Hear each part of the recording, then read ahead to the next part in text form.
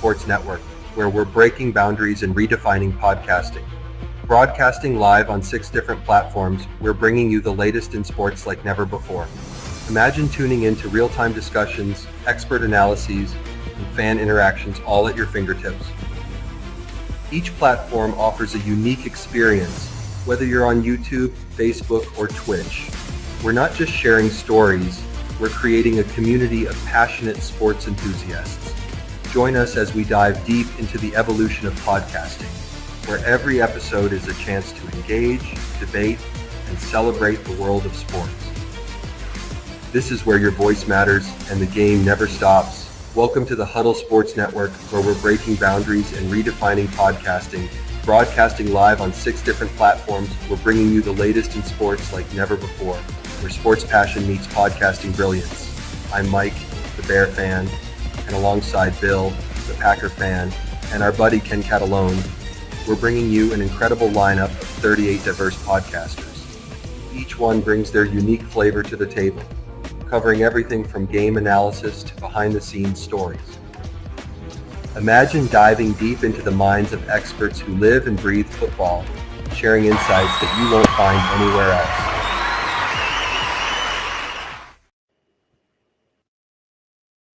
Perfection. Expect nothing else. Do you like to make yourself a hot cup of coffee to start your day? We have both whole bean and grounded. Also great for all you iced coffee if not a hot kind of person. Even make yourself a frappe to quench your thirst. The best tasting coffee with espresso. It's only $18.99 plus taxes for a 12-ounce bag. Buy 1 to 5 bags and shipping is only $7. If you spend over $100, shipping is absolutely free. Good morning, everyone. It's Wednesday morning on Ken and Ken. Of course, I got Ken here with me. Good morning, Ken. What's up? We got Rob at a lakefront property somewhere, hopefully popping back in. And, of course, we got JB, who's on his show. Is going to be on right after our show. And I bet, oh, wait, hold on. Good morning, Dwayne. Good morning, Fred. Good morning, Eric. All of you guys in the comments extra early this morning. Good morning, everyone. And I bet everyone's kitchens are starting to smell absolutely freaking wonderful as turkeys are being seasoned, potatoes are being mashed, and other things are being made. And if not, then you might be doing something wrong, because this is that day that smells great, so that people can slave for hours over a meal that's going to take you 10 minutes to complete before you take a nap. all our cooking is going to be done in the morning. That's why I'm cool with not doing the show tomorrow, because I will be in the kitchen. Well, I mean, if you're seasoning your turkey, you probably seasoned it a day or two ago. If you're not seasoning it today, to let it soak in all those spices and juices and whatever else you're doing to it. So we have a new tradition we started a couple years ago. Our daughter hosts Thanksgiving now, and she made her first turkey. We took last year off because of the baby, obviously, with the newborn. But her first turkey was phenomenal. So she's got a lot to live up to. So we went by the house to drop the grandbaby off yesterday. It's like you could smell it outside. It's like, and her husband says, "Oh my God, the house smells so good." She seasoned the turkey 2 days ago, and that's all you can smell in the house. So, sometimes you gotta do it right. Right?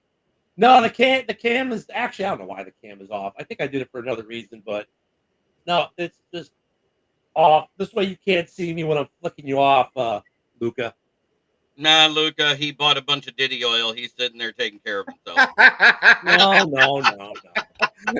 No, greased up from budget. There we go. Oh, like the greased up deaf guy in Family Guy. Okay, I'm just being the voice of God, Luca. That's all it is. The booming voice from out of nowhere. I don't know what's up with this camera. I need a new system here. I might be getting a new system pretty soon. Laptops are fine and all, but they're not necessarily the best for everything. So yeah, let's start off with that. That's a good question, A-Dub. Or no, was it A-Dub? Because we talked about this yesterday, right, Ken? We said, hey, look, I mean, if you're the Vikings, why don't you kick the wheels on them? You're probably signing for the league minimum. You really don't have a backup per se. Darnold got a little banged up in the Bears game, and what they do? Everyone here predicted it. He's a Viking. I said it the day after he was released. I said he'll end up a Viking. Yep. Yeah, I know. That's what I said. Everyone predicted it. He's a Viking. So, what he signed for, Ken? The league minimum? Yeah, it's a practice squad signing. Yeah, it's the league minimum. So, I mean, look at for Daniel Jones. It's like he's already making his millions from the Giants. He's getting paid. Now he's getting paid a little extra, not much, but a little extra, a little extra spending cash. And it's an audition. If he gets to play, it's an audition for him to try to get a contract somewhere else next year. Yeah, I think he's auditioning for a full-time backup role somewhere in the league. I personally don't see anybody picking him for a starter again, but for a backup, I take Daniel Jones. Yeah. I think he's actually going to audition for right where he's at because they don't have a QB on their roster next year other than JJ. Well, that's true. I mean, because at this point though, they're getting into different kind of water though, aren't they? If if Darnold takes them deep into the playoff, let's say he takes them to an NFC Championship game. JB doesn't believe in stupid traditions that's meant nothing that came out in the last 5 years. The no shave. Well, look some of us can rock the no shave all year, and others can't. That's just going back to football. If you're the Minnesota Vikings right now, right, and let's say Darnold gets you a playoff win. Let's say he gets you at least one playoff win, right? You're not one and done because you're probably not going to get the bye. So you win the first playoff game, maybe you lose the second one. I don't know. It's going to be kind of hard for them not to re-sign him. That's what I was going to say. I would personally, if I was, I'd re-sign Darnold because you don't know what's going on with JJ yet, especially since he had a second surgery, whether or not it was a cleanup surgery or whatever the hell it was. He just had a second one not too long ago. So I'd be a little worried about him starting the season if he's even going to be available to. So, Darnold, or even if you got to roll out Daniel Jones for a week or two. I wouldn't want him past September. And JJ was. It's not like JJ was a top 5 pick, right? JJ was right. He was a top 12. Top 12. So look, and he has a torn ACL. So you're probably going to re-sign Darnold, and the plan is to have JJ ride the bench all year as the backup to learn the game, practice, make sure the knee is healthy, get used to the speed. I don't know if he's going to ride it all year. Well, at the start of the year, if Darnold keeps winning, if they're winning, then yeah, you would. But here's the other thing. Look, the good thing for JJ is this: he's been around the team for the year for the most part. He's getting to understand the operations. He's seen the playbook. He's digesting the playbook. The problem is he's not learning the speed in which the game at the NFL is played. Plus, he's taken a whole year from being on the field at all, from having any kind of internal clock or anything. So I can't see them start the year with him as their starting quarterback next year, especially if Darnold takes you into the playoffs and you win a game. I see him riding the bench until there's a reason to take Darnold off the field and if JJ's ready. Now, as far as Daniel Jones is concerned, if he gets elevated the backup, let's say next week, right? Let's say he gets elevated after a week of being there. This is an audition for him to go to a place like, I don't know, Carolina, who he could be a backup for, or maybe Dallas or Vegas. Oh my God, that'd be hilarious. There's a ton of teams though, good, bad, and indifferent, that could probably use a backup. I would even say maybe Detroit, because who knows if they still want Hendon Hooker back there. But he's still we want Hendon Hooker. Yeah, he's still on a cheap contract for another year or two, anyways. But even good team, 2 years. So, but even like a team like Cincinnati, hey, why not be the backup? We'll give you $1 million. I I mean, was going to say, I think it'd be very wise for Cincinnati to invest in a very good backup with Joe Burrow's health issues that he's had all his career. yeah. So I mean, I'm not laughing at the Vikings for signing Daniel Jones. I think that was a smart move by the Vikings. And here you got a quarterback who's going to be motivated to prove himself, and as a in a backup role. I mean, ain't nothing wrong with that. Yeah, I mean, you guys got to hang with. Yeah, I know. Rob's a wild man today out at the lake. Yep. Satan Hanging Claus Christmas forgot his hat. Yeah, no, I'm it's too windy out here. I'm out at the lake, so it's too windy for the hat.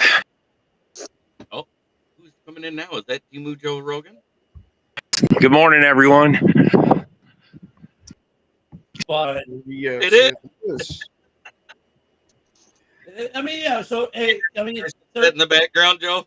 I said, who's so this coming in? the Timu Joe Rogan? The Vikings signing Daniel Jones, not a bad deal for them. Obviously auditioning for a backup, and have for probably about 20 teams that could use him as a backup next year. Amen, Isaac. That's a great point. Everybody wrote off Bryce Young when he was benched, and now he's playing much better.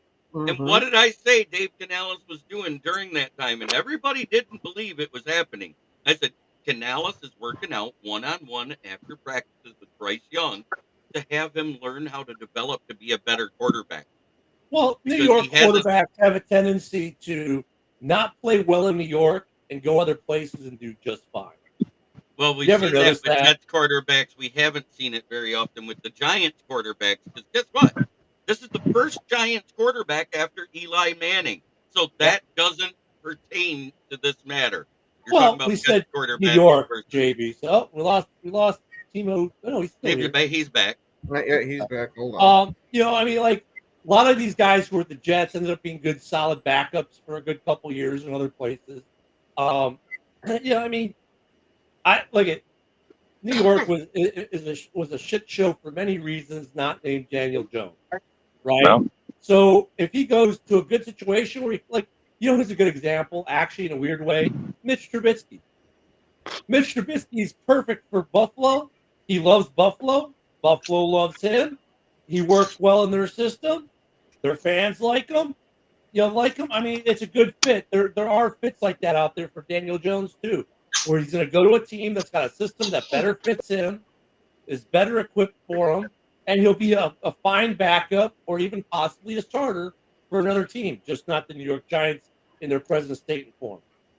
Yeah, I don't see him as being a starter again in the league, honestly, unless somehow wherever he goes, they completely revamp his quarterback play. But I definitely think he'll be a good backup. I mean, look, we all saw flashes out of Daniel Jones because that's when he got the big contract, right? I mean, when he came over, we saw when he got drafted, we saw flashes because, well, it said, hey, Eli, go ahead and retire. We got the young kid. He's doing really well. I think for him, it comes down to going to the team that has a scheme that's catered to his skill set. He can't throw the ball. I mean, he can't run like he did. The knee injuries gotta give you pause. But I mean, I'm sure there's a team or two out there he could start for. Like, look at Geno Smith. I wouldn't write him off that way, I guess is what I'm saying, Ken. I mean, haven't we learned with Geno Smith and some of these other guys that, given the right situation, they can flirt? Yeah, but it doesn't stay. So Yeah, but here's a situation for you. If Cleveland doesn't fire their head coach and their offensive coordinator, I think that Danny Dimes could really do well if he was to go sit with Ken Dorsey for a little while. Because we saw what Ken Dorsey did with Josh Allen. And Doesn't matter. He signed with the Vikings. yeah, but Next year, though. Oh, Yeah. I think he's in his be extended. I don't think Well- they're extending Darnold because Darnold's going to want to raise. yeah. And I didn't hear. This is the first time hearing that. I didn't hear that Danny signed with the Vikings. I heard that he was going to, but yeah, they made he it official. official this morning. He signed a practice squad, and hey, good morning, Yoli, and happy holidays. Good morning, to you as well. Yoli. Good morning, Isaac. He signed a practice squad, but So he's on the practice squad for this week. I bet he gets elevated next week after he's had a full week with the team. They'll probably elevate him for week 13. Right? It's week 13? Yeah, it's going to be week 13 then. They'll probably get elevated. But I don't know. I mean, would you, if you're the Vikings, where's Sarah this morning?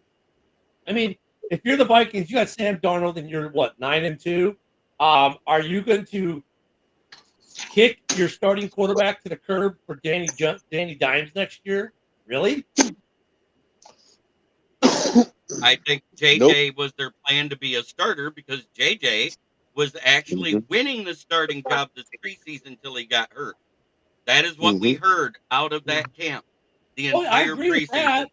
So they are going to jettison Darnold and let him walk and let him go get overpaid with another team because they have a rookie quarterback who is a first-round pick. And they'll sign Daniel Jones to a vet minimum, keeping their quarterback money low and having money to put elsewhere on the team. So I kind of get that, right? But at the same time, that's kind of a big risk with a quarterback who's never played it down in the NFL and is coming off a torn ACL injury. And that's why you signed Jones. Mm-hmm. Isaac, stop spreading misinformation. Just got ran out of New York. Isaac, stop spreading misinformation. He did not deny the Raiders. The Raiders never even made an attempt at him. I mean, neither did the Lions. That was all bullshit. Dan Campbell came out and refuted that 2 days ago. JB, I get your argument from a financial standpoint, right? Financial standpoint, oh yeah, it makes perfect sense what you're saying. Like, look, Darnold's going to want to raise because he's going to take you to the playoffs, and he might even win a playoff game, and he's going to want a raise, to be on that $20 or $30 million range probably at minimum, right? And I get it, and here you've got Danny Dimes, who you can probably pay the vet minimum or a little bit more than maybe like $5 or $6 million a year as a backup. That's about average backup money these days for a good backup, right? I get it from that standpoint. That's a pretty big gamble, though, because you don't know. I mean, they know more than we do as fans, right? Because they know what the doctor reports are and everything that we don't. That's a pretty big gamble to take off JJ, who has got an ACL injury and has not played a snap all year. Who knows what he's going to look like at camp? Yeah. And then Danny Dimes would be a step down, probably, as most Viking fans from Sam Darnold. Yep. But I just want to give Sam Darnold some credit because he's played his way into a pay raise, and big problem. He's going to go somewhere next year, and he's going to get overpaid, like JB said. Like, because let's be real, like he's not going to. I look at this year as kind of an anomaly. Like, it's like Case Keenum. How he had that year with the Vikings, and then like he used that to springboard into a contract that paid him some good money, but he never had another year like that. I kind of look at it like that for Sam Darnold. Like, let him go get his $25-30 million a year. Let him get his life-changing money. I mean, look, I'm not totally disagree with the premise of the argument. I mean, financially, it makes complete sense. JV's argument is on point financially. I'm just wondering, though, if Darnold gets you a playoff win, right, it's kind of hard to jettison something that's working on the promise of something you hope is going to work. I think a major component in this is since he was their quarterback they drafted in the first round, that's their guy that they want to build this team around. Right. I agree. And since he was already winning the starting job as a rookie before he tore his ACL there, I think that puts him in a pretty high standard in the coaching staff and organization's eyes, that they're going to give this guy every opportunity to walk away with the starting job. And signing Daniel Jones as the backup versus bringing Darnold back would go a long way into making sure JJ's your guy. Well, I agree. Look, I don't disagree with any of these arguments. I'm just saying it's just kind of a weird. I mean, look, it's a good. Look, it's not a bad situation for Minnesota to be in right now. To be honest, right? You've got two solid backups right? I think we'd all say Daniel Jones is probably at least a solid backup, and you've got Darnold, who's probably either A, overproduced, or B, finally came into his own, and then they have to decide which one it is. Did Darnold with just, did Darnold just way overproduce, and this is kind of like a faux year, where this is not what he's going to be going forward with them?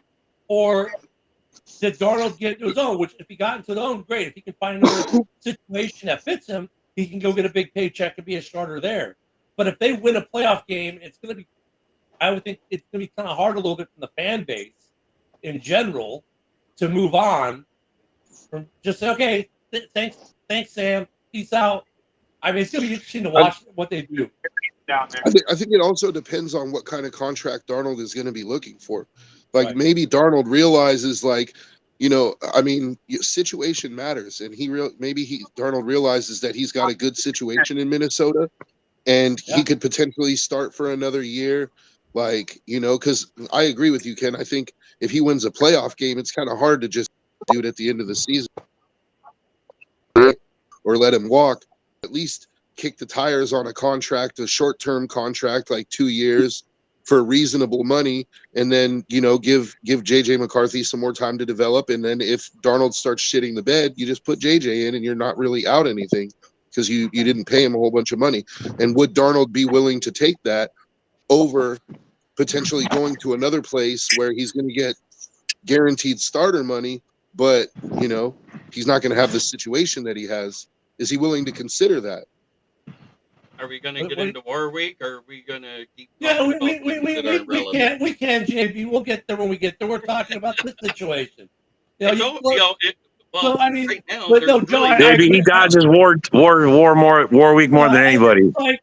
Look, I love when you guys come on the show, but let us just kind of run our show, and we'll let you run your show, and everything will be good. But no, Joe, I agree with you. I mean, look, and this is breaking news this morning. That's why we're talking about it. Obviously, good situation for Minnesota to be in. Lucas says Darnold will want a minimum of $20 million, and the Vikings will let him walk. I mean, I agree. But I think $20 million is reasonable. I think he's earned that. It is. And if he wins a playoff game, it's going to be kind of hard to say. Because look, if you were to ask Viking fans right now, who do you want your starting quarterback to be, Sam Darnold or Danny Dimes? How many people are taking Danny Dimes? I'd say it's not zero. It's not zero, but on this podcast right now, it's zero. It's zero, right? I mean, it's probably, there's a percentage. It's probably pretty low, but that's basically, so let's say, so let's postulate the question a little differently. If JJ McCarthy's not ready by week 1, who do you want your week 1 starter next year to be?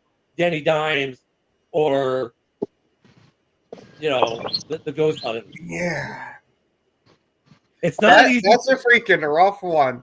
Because it's not a rough one. If they took Sam Darnold and made him that much better than what he has been in his career, Danny Dimes, with all the flashes he had, now could they do the same thing with him and make him that much better than he was in his previous career? See, I don't give Minnesota the credit for changing Darnold, though. I think it was his time with Shanahan in San Francisco that sort of helped him to progress some. But I also think that what you're seeing is kind of fool's gold with Darnold. Like, I think it's a 1-year kind of deal. Like, they're having a good year, and I think if he's the starter next year, he'll come back down to earth. And so I don't see signing him for a big amount of money, but $20 million for the Vikings, to me, I would take that. Like, give JJ, don't rush him. JJ is a young kid. He's 21 years old. He's got plenty of time, dude. So I mean, it's an interesting situation that the Vikings are going to find themselves in come end of year, however they finish, whether they go, one and done, 2 and done, get the NFC Championship and done, get to a Super Bowl. I mean, dude, if they get to a Super Bowl with Darnold, there's no way they're letting him walk. None. I mean, I don't think that would even be in the realm of possibilities if he gets into a Super Bowl. But Yeah, but I don't think there's a remote possibility that he's getting them to the Super Bowl. no, that's the other side of that, Joe. Yeah, but I mean, look, they're going to have an interesting dilemma, and it's a good dilemma. But I also right? just want to throw out there, you guys, JB just asked, or was it you, Ken, who asked, would you rather have Darnold or Daniel Jones as your backup going into next season, or as your starter, right? Whatever. Well, if I'm the Luka. Viking, I don't want Daniel Jones mentoring JJ McCarthy at all. Like whatever curse you got on you, you keep it, and you keep it and you stick it in your pocket. Like stay away from my starting quarterback. Like, I will say though, Daniel. Matter of fact, you don't even talk to him in the locker room. Like pretend he doesn't exist, dude. Daniel Jones is an excellent teammate. He had multiple Giants players coming out and throwing a huge shit fit that he got released. And it's fine. not He like can be a great teammate, but that doesn't mean I want him mentoring my starting quarterback. I No, think, but what he can mentor is that attitude to be a good leader, because that's a sign of a good leader. Mhm. Yeah. You can't. Okay. We're not talking about his QB. We're talking about his attitude. Darnold, at the same time, has started on 3 different teams other than San Francisco and Minnesota. And what has he done every time? Pouted like a little girl when he got put on the bench and let go. yeah, I agree with Luke. I think Cato sees the mentor, not Darnold in this case. But I mean, look at end of day, Vikings now have an interesting situation. They should definitely feel better going to the playoffs with Danny Dimes going to be being the backup. Darnold, should Darnold get an injury, I mean, they improved there. Bottom line for this year, you improved. You made your team better. Should Darnold go down, you now have a better backup than you did yesterday. What's going to be interesting? What's going to be interesting is post this season, which direction go.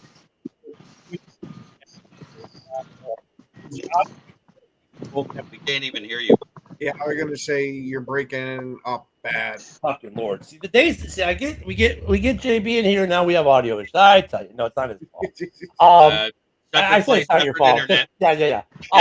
You know, I mean, look, it's not like they're going to be able to keep both next year, right? Danny Dimes is not going to take a practice squad contract for next year, so they're going to have a interesting situation to follow in Minnesota post this season.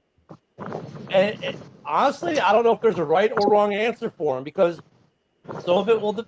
Okay, I don't care about the salary cap, because we already know that they always find a way to get the money they need to get the players they want. Quezzy's as a Matt, probably the best in the division on that. This dude finds money. He'll find money in Rob's couch cushion somehow in Texas. He's like, oh, I found another dime in Rob's cushion. We're good. I mean, Quezzy finds a way. So they're going to have an interesting situation in Minnesota postseason, but for this season, I think they strengthened their hand and they got better, which is rare to say at week 12 that you just made your team better, but with an acquisition. To make a small correction, it's week 13 now. Well, yeah, it is now 13, but I mean, after week 12. This late in the season, No. I just wanted to mention that because you had said earlier too that next week was going to be 13. I didn't want to get the viewers confused. And while we're correcting the record, I just want to point out, Isaac, I've never bought a Taylor Swift album in my life, even to break it. Yeah, Joe steals that shit to break it. Leave the guy alone.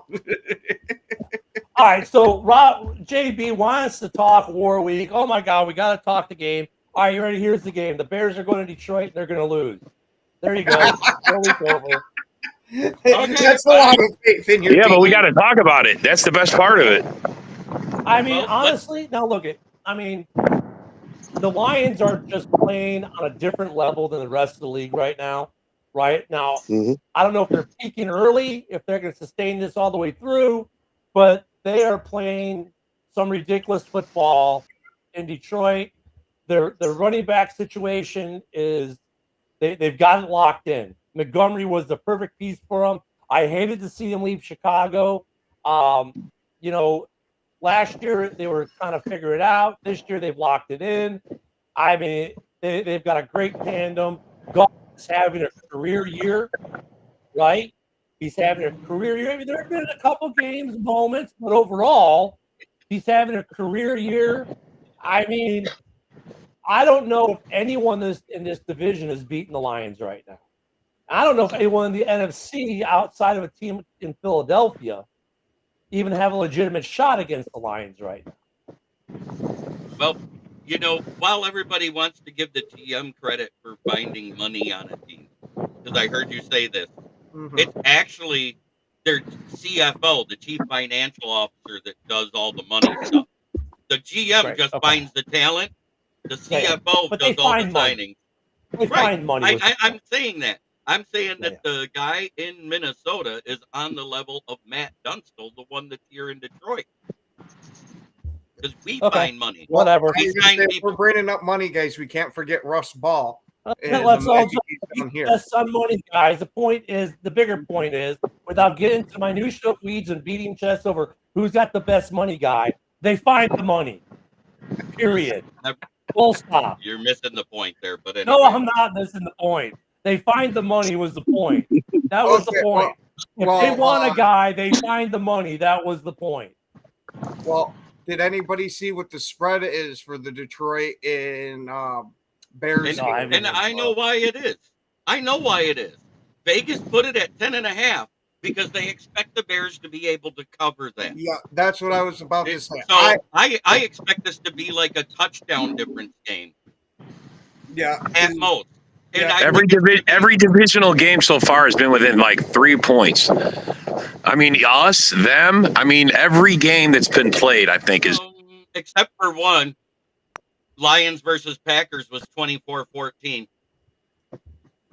So here's the interesting thing, right? Yeah, we beat you by 10 points in your house.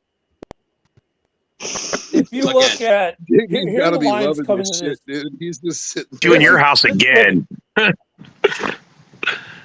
ain't happening this year. Oh yeah, it's happening. It's happening. Here's something on the Lions. Points per game, first in the NFL. Points allowed per game, second in the NFL. That's pretty complete. They're solid on both sides. The Bears are 22nd in points scored and 8th in points allowed.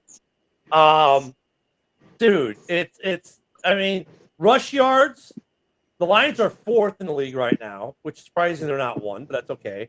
The Bears are 23rd.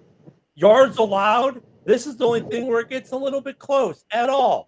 The Lions are 12th in the league. The Bears are 17th.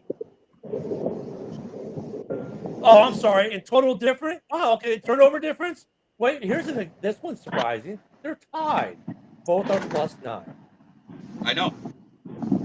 So, I mean, statistically speaking, this game should be a wash, right? But Rob's right.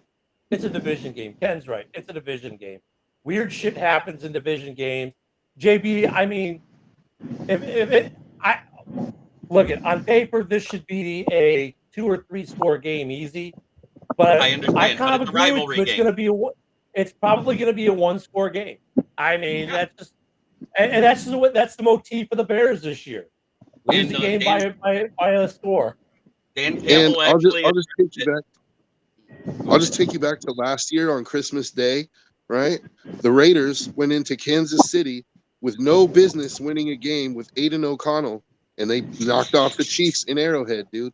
Like every year there's a game like that where a team that shouldn't win goes in and wins. I'm not saying it's going to happen, but I wouldn't be surprised. The thing that to me though is Caleb's going to have to play the game of his life to win that game. We're starting to get to that miracle time of year.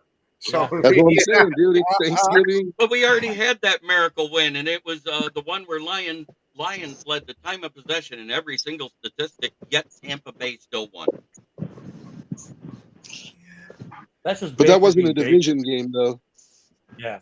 No, I know. I was just being a smartass that we already had that type of game. The legend of Baker Mayfield and his alter ego will live forever, man.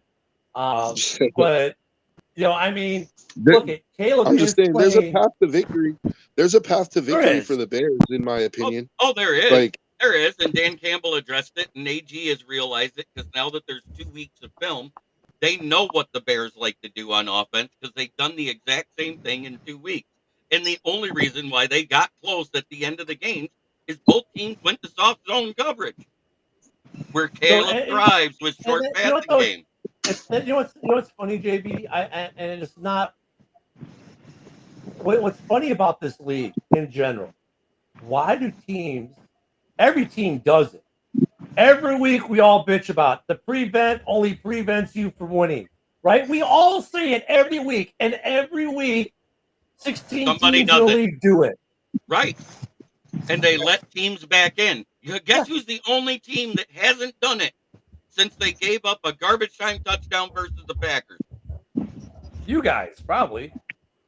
You're absolutely right. You know what we've done since Hutchinson has went down? We have held You guys haven't even missed the step.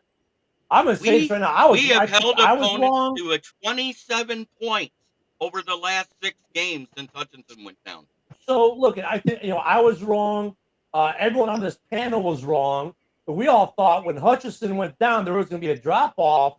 And the Vikings game was kind of like, look, at the Vikings game, we knew that we would see a change because there wouldn't be time for the Vikings to react to whatever change Detroit made, right? Because nobody would have seen it. And that happened. And that was a close game.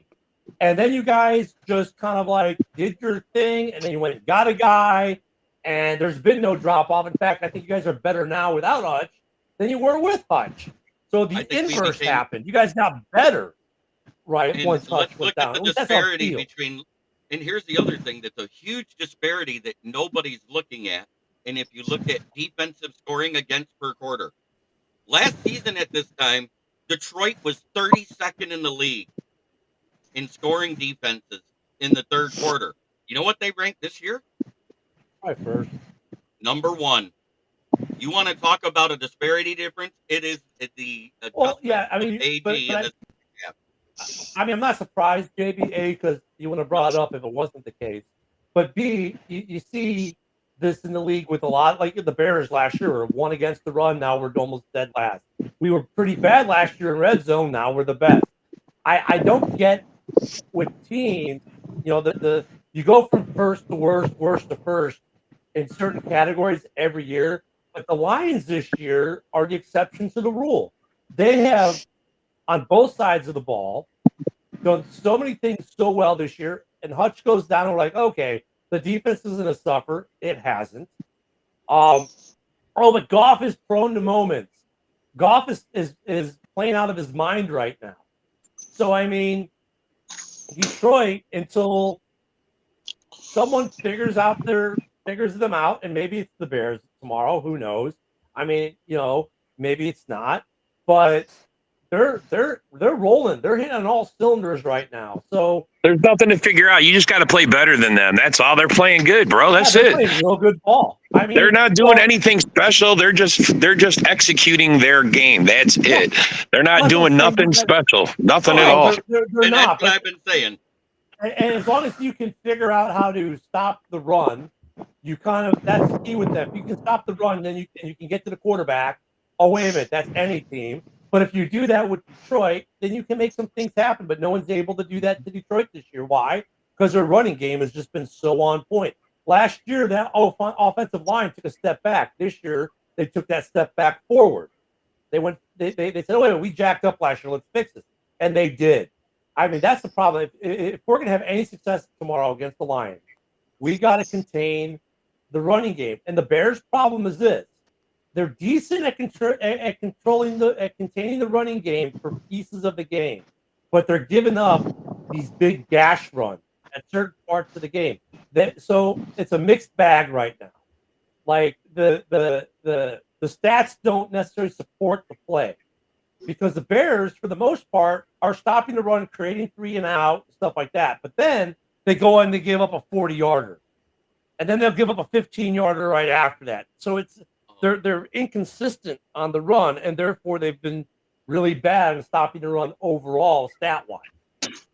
Lions are second in the league in explosive plays, only to Philly. Mhm. And when you say explosive plays, everybody says, "What do you mean?" These are plays of 25 plus yards. Philly Mhm. leads the league with 13 so far this season in Yeah, 12 no, weeks. probably most The of those are Lions have Saquon. 12. Saquon's probably most of those running. Oh, look, I got the whole field to myself again 70 yards later. Do you know God, why Saquon's a Saquon beast. started doing that? He started not slowing down at the end of his Yeah. run and getting tackled inside the red zone Yep. because they'll do the tush push and take his stats away. Oh, yeah. So, I mean, look, it's going to be on paper, tomorrow shouldn't be a good game. But like Rob said, it's division. It is division. Every I said division it's game gonna is be, pretty close. and I have acquiesced. I don't think we're beating you by 10, 20 points. I don't think it's Yeah. going to happen. I, The only way it happens is a complete breakdown on the defensive side of the ball by the Bears.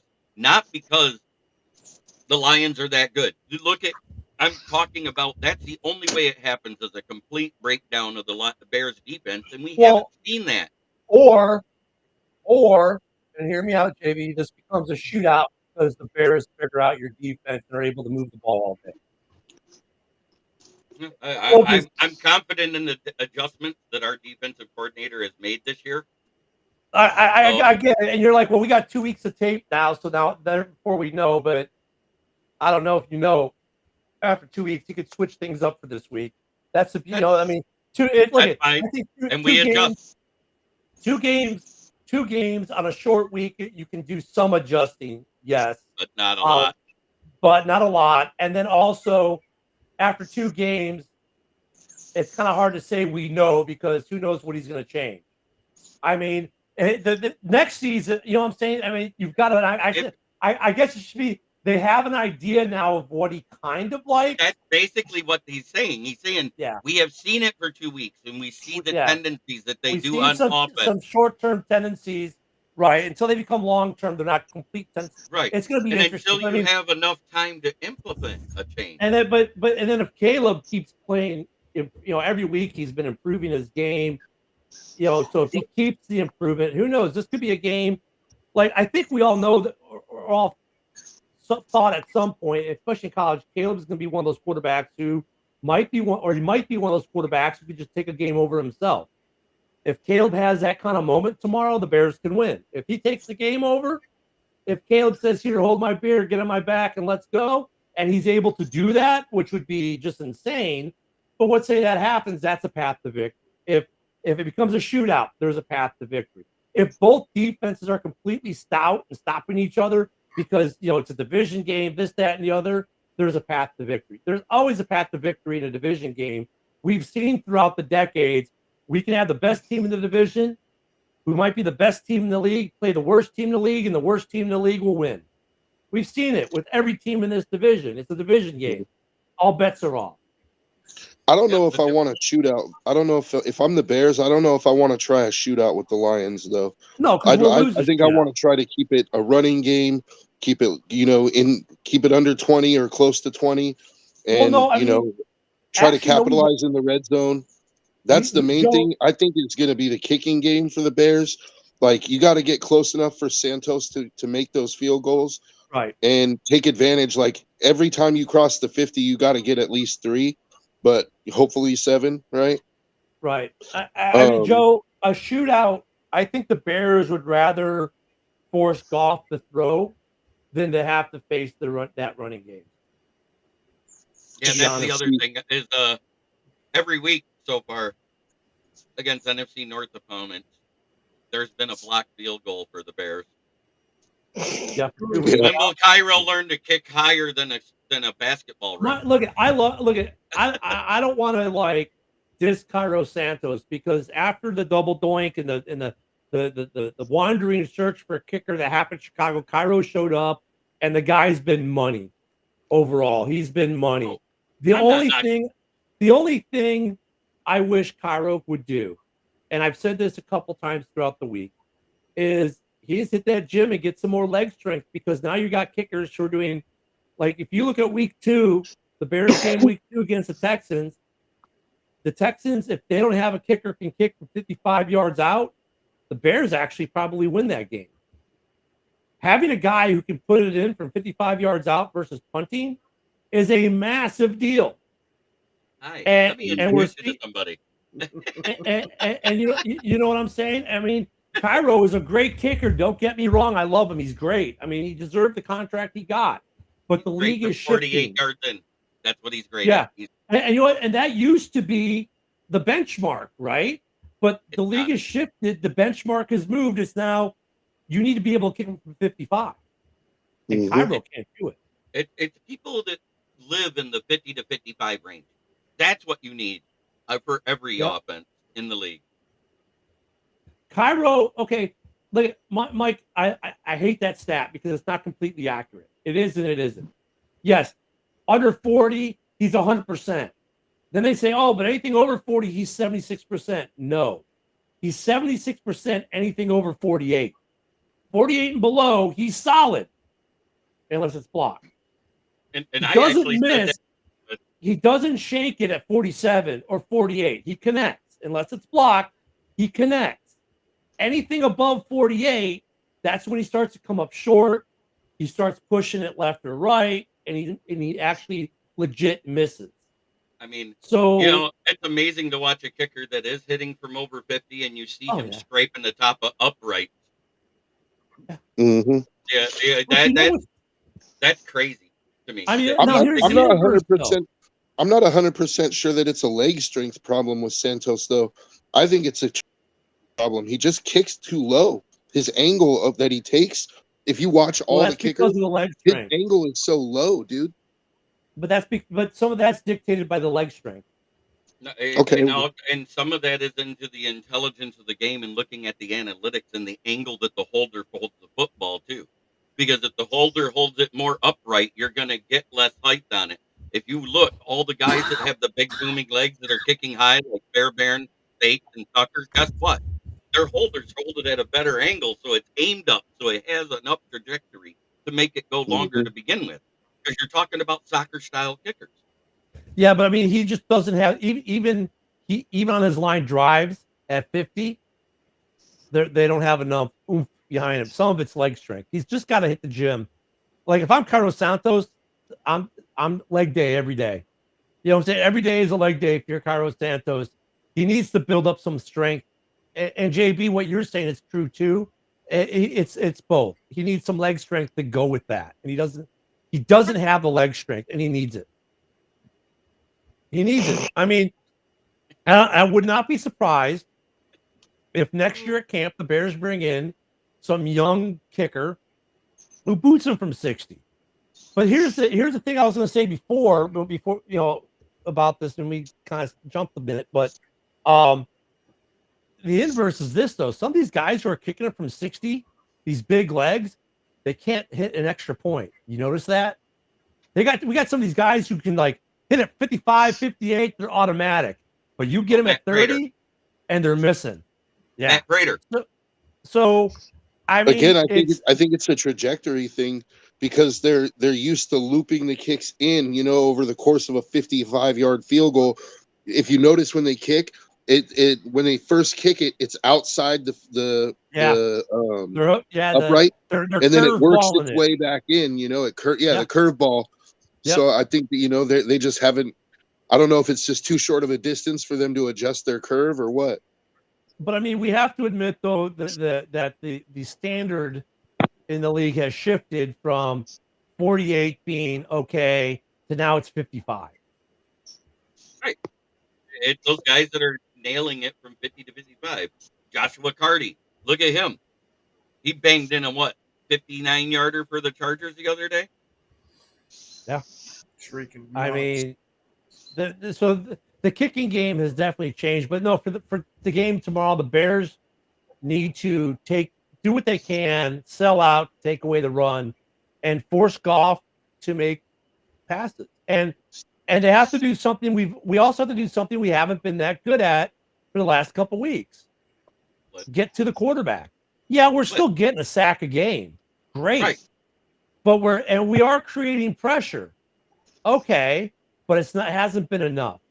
It hasn't been enough. They got to create. And Goff is a quarterback that we've seen throughout his career. If you pressure him extremely and get hands on him a lot, he will make a lot of mistakes. And no one's been able to do that to him this year. One team did. Well, yeah. Well, which game was that though? Texans. Yeah, the Texans got to him, and the Texans gave that game. Well, that's a whole other story. But because the Texans are just like a non-second half team, dude. I don't know what's up with them. They did it again last week. They gave up a second half game. But I mean, if you can make Goff make mistakes, you can have a high turnover game, right? And you can make Goff make those mistakes. So the Bears need to be able to do that tomorrow.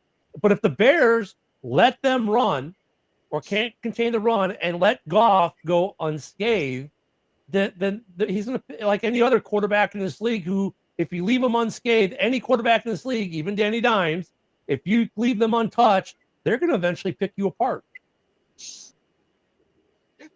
I agree. I agree that's what you have to do. But the problem is it's not easy for teams to do that. And if you look at what the Texans did, if you actually look at what the Texans did, they stopped pressuring in the second half. They went to a zone defense the entire second half, and what started to happen? I'm telling you, the Texans, man, they've given up more second half game leads probably than any team in the NFL. And that's like, look, when you guys got that win out of there, I know Lions fans, oh my God, we came back from this huge 2-score deficit. And oh my God, the grit. I'm like, okay, there's some of that, but also the Texans just completely laid a goose egg in the second half. I mean, part of that game, the Lions coming back, and I give credit to the Lions for coming back, but part of that was just the ineptitude of the Texans to close out a game. Which is basically what I was pointing out. They stopped blitzing. They started dropping everybody in zone coverage. And it took us, 2 drives to adjust, and then all of a sudden, boom, here come the Lions. Yeah, Fred under pressure and putting hands on him, though, and knocking him around, that's different than just applying some pressure, right? And knowing the teams are not getting to Goff and they're not making Goff speed his clock up, I guess is the point. You got to make Goff speed up his internal clock. If you don't like any quarterback in this league, if you let them run within their internal clock, they're going to shred you and pick you apart, or at bare minimum, not give you turnovers. When you make any quarterback in this league speed up their clock, that's when throws become errant. That's when mistakes happen. And people aren't doing that to Goff right now. The Lions have been very, very good in their protection and their play calling at keeping Goff's clock running where he's comfortable. Right. Which is if I'm the Bears, 2.8 to 3.3 seconds is where the average release time has been for Goff all year, except that first half versus Texas. Go ahead, Joe. If I'm the Bears, you gotta blitz, dude. You haven't been able to really get to the quarterback as much as you want to. You're gonna have to really commit to the blitz and have some creative blitzes that are harder for the offensive line to pick up. And then Joseph said that turnovers are the only way Chicago wins this, but I would twist that. I would change that just a little bit, and I would say it's not going to be turnovers because I think the Bears are going to get a turnover or two. Their defense is opportunistic. It's points off turnovers that's going to make the difference. Like because look at the Texans, they got 5 picks, and what did they turn it into? Like a couple of field goals. And I think though, Joe, that's a big difference with the Bears the last 2 weeks versus the Bears the first 8. Right? I mean, we've seen a difference. At least they're getting 3 out of them now, whereas there were plenty of games where we got turnovers and we went 3 and out. They're improving offensively. JB guys had the jet to get his show ready in 6 minutes. Yeah, but they're gonna need 7 off of turnovers. Yeah, they need to start. Well, I think that's the other part of the growth of this team. Like I get it. Jalen Johnson, came on the score yesterday and said, look, basically said they're frustrated. They're frustrated that they're losing games. They're frustrated they got all this talent and they can't win, right? And I get the frustration. I think everyone's frustrated from the coaching staff to the players. They've lost some heartbreaking games where, look, Green Bay makes a play. Last week, Caleb holds the ball too long, takes a bad sack, that sets back, and they had all the momentum, gets sucked away from them, and then the Vikings seize that momentum to win on a walk-off field goal. We've lost some heartbreakers, right? I get it. Everyone's frustrated in Chicago because of it, because this team is really good. It's just missing a piece or two. And I think part of what we're missing is what we've been saying they've been missing all year in the trenches. They got to get a little bit better on the offensive line still, even though it's been improved. And we need that other edge that we didn't get in the offseason, right? And we drafted a kid in the 5th round who's projected to be a first or second rounder in this upcoming draft.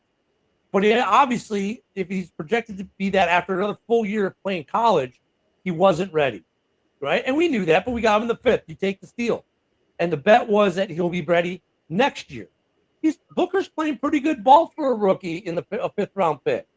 But we're still not getting that edge pressure we need to complement Sweat, who's also been playing injured for most of the year. So, the Bears are this team. They're like on that razor's edge, right? And now, you're gonna have to blitz, dude, and you're gonna have to, like Joseph just said, Minnesota gave up on blitzing halfway through the game. Oh yeah, I get that, but I'm saying right now this is a team that's on the edge. And right now, we're not getting those pieces to fall our way. Eventually, that's going to change. And I agree, we need to blitz more. And I think part of the reason also why we're not blitzing more is Brisker's out. And Brisker was a big piece of that. Having him back there, let them do things with Kyle Gordon, bringing Gordon up for, like, look at week 1 and 2. Like, you saw a lot of blitzes where they bring up Gordon and stuff like that. A lot of the blitz packages you saw stopped after week 5 when Jaquan Brisker went out. That's a huge impact. And next man up in coverage has been great. Or I would say great, but it's been really good. High level still, right? Credit where credit's due. But it's not good enough where they're comfortable enough to sell out with Gordon on a blitz. I haven't seen Gordon blitz at all in the last 3 or 4 weeks. See, but that's what I'm saying. This, and of course, this is just my opinion. But I think the Bears have to sell out and blitz the whole game. I think you have to go into the game with the mentality that, okay, we might end up getting torched on a play, right? Because we're blitzing. But we have to have that mentality of we're going to blitz you all game long. We're going to bring the defensive pressure all game long in order to have a legit chance to win. Joe, I think you're right. I mean, look, if I have anyone complain about Eberflus at this point of the season with a defensive play calling, besides the zone crap that I don't know why anyone in the league does it. We all bitch about it, and every team does it. But if there's one thing I think he's been playing since Brisker went down, defensively, he's played it too safe. Like, dude, start taking the chances again. I get it. Brisker's not back there anymore, and you got to trust in the guys who've been playing the last couple of weeks. They've played really good ball. I mean, Stevenson's been good. The guys, they've been pretty good. You got to start taking the blitzes, and you got to start doing the things we were doing before Brisker went out. Because when Brisker went down, this whole defense changed. It did change, and it's what you're saying, Joe. They don't blitz enough anymore. We're not seeing the exotic blitzes. We're not seeing these sellouts. And it all started to stop when Brisker went out. Mm-hmm. But see, that's the thing is, like, it's kind of freeing if the Bears are willing to do that. If they're willing to go into tomorrow's game and say, like, we're going to bring the blitz no matter what, then if you lose, you lose. But you knew going in that was a risk, that you could get torched on a play, because you chose to blitz. I think it's low risk, high reward in this case. I agree. It's low risk, high reward for them. And I think even high risk, high reward is still acceptable if it's going to give you a chance to win the game. Yep. I mean, because offensively, we're starting to do things. Ratchet the defense back up because it's obviously slipped some. And I'll be watching Brisker on Twitter. Brisker was on Twitter on Bears Twitter or in Twitter in general during the game on Sunday, and it was interesting to listen to see some of his tweets. They got to ratchet it up though, and that's a key. And we'll be talking about on House Hall tonight, 7 p.m. Central, 8 p.m. on the East Coast on Warweek House Hall. It's going to be a fun game tomorrow, and then we've got some other games tomorrow. But no one's watching the Cowboys game. That's when we're all eating dinner. And then the Packers, Dolphins. Well, Yeah, we're gonna end Thanksgiving with some sushi. so there you go. So hey everyone, thanks for watching. Thank you, Joe, for being on. Rob, enjoy your trip to the lake. Everyone, JB is on in about 9 seconds to tell you how awesome the Lions are and talk everything Lions. So please tune into that. We'll see you all on